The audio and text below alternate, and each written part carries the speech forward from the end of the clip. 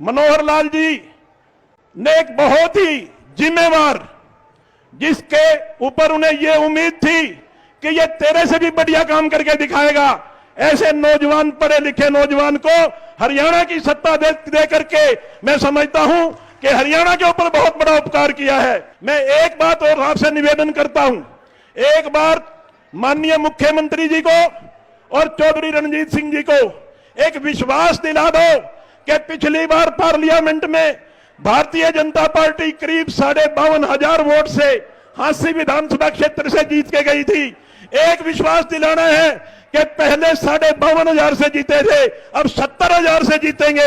एक बार हाथ खड़े करके सारे के सारे विश्वास दिलाओ कि अब की बार 70,000 से जीतेंगे। माननीय मुख्यमंत्री जी, मैं हांसी हल्का की तरफ से आपको और चौधरी रणजीत सिंह जी को यह विश्वास दिलाता हूं कि हांसी विधानसभा क्षेत्र से हम भारी बहुमत के साथ, एक बहुत बड़ी लीड के साथ हम हमारे प्रत्याशी चौधरी रणजीत सिंह को जिताने का काम करेंगे।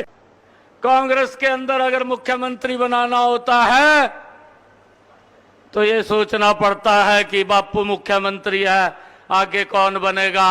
ये विचार होता था कि उसका बेटा ही बनेगा, परंतु ये भारतीय जनता पार्टी है, इसके अंदर विचार होता है कि ये कार्यकर्ता कौन सा बनेगा।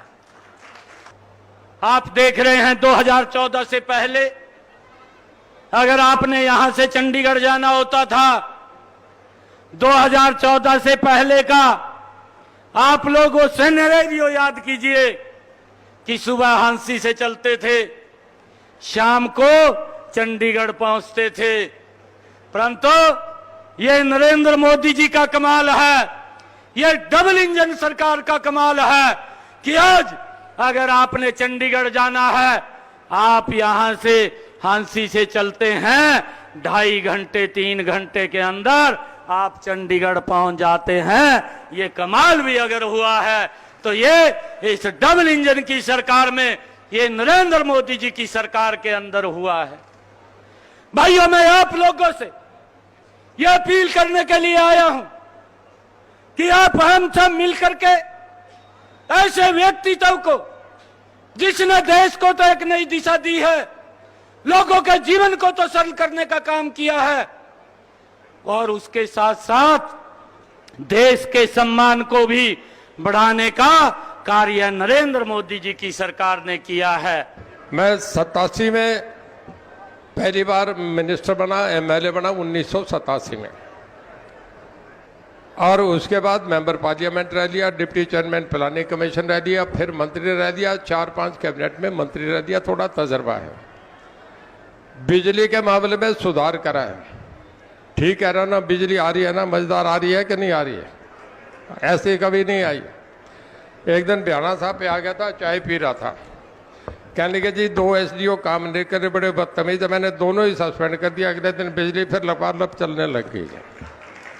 भाई ऐसे काम करता हूँ मैं। हर महीने की 1 तारीख को हिसार आता हूँ। आपको पता है ग्रीवेंसेस कमेटी मेरे पास है। हर महीने की 5 तारीख को फिर आता हूँ, लोगों से सुनता हूँ। रेस्ट हाउस में 1800 आदमी इकट्ठे होते हैं। ठीक कह रहा हूँ कि गलत कह रहा हूँ? और बिना पूछे किस पार्टी का मैं काम करता हूँ, सारे अफसर खड़े होते हैं, साथ के साथ काम होते हैं।